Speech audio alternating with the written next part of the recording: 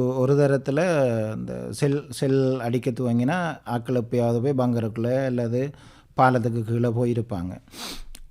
ஒரு தரம் ஒரு குடும்பம்னு சொல்லி கூட்டு குடும்பம், மகன், மருமகள், மாமா, மாமி, பிள்ளைகள் எல்லாரும், அவையில் எல்லாருமே ஒரு பாலத்துக்கு கீழே போய் பதுங்கி இருக்கல அந்த பாலத்தில் வாசலில் செல் போய் விழுந்துட்டு, செல் விழுந்துன்னு சொன்னால் மேலால் கிபீர் பார்த்து தான் அடிக்கிறான்.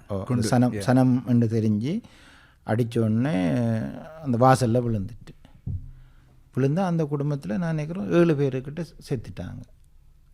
தப்பினது அந்த மாமாவும் ஒரு பேரப்பிள்ளையும் மட்டும்தான். அப்போ ஏதோ ஒரு கட்டத்தில் எங்கள் டிராக்டர் என்னத்தையே பிடிச்சிட்டு அவ்வளோ பேரையும் ஏற்றிட்டு ஆஸ்பத்திரிக்கு வந்தாச்சு. ஆஸ்பத்திரிக்கு வந்தால் கொண்டு வர ஆக்களுக்கு தெரியாது செத்துட்டாங்களா சாயல். இந்த எல்லாத்த பொடியையும் பார்த்தா அந்த இப்போ என்னென்ன எங்கே இருக்குண்டே கண்டுபிடிக்கலாம் முடியாத உறுப்புகள் எல்லாம் சிதஞ்சி கருகி இருந்து.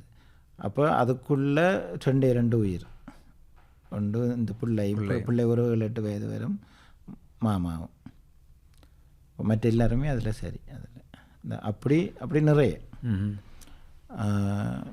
அப்போ அந்த எல்லாத்தையும் பார்த்து தான் செய்கிறாங்க. இப்போ சும்மா கண்மூடித்தனமாக செல்லடித்து சாகிறண்டு இல்லை, பலத்துக்குள்ளே சனம் போகுதுன்னு பார்த்து சனம் என்று தெரிஞ்சு மக்கள் என்று தெரிஞ்சு தான் அடிக்கிறாங்க. We have a dream.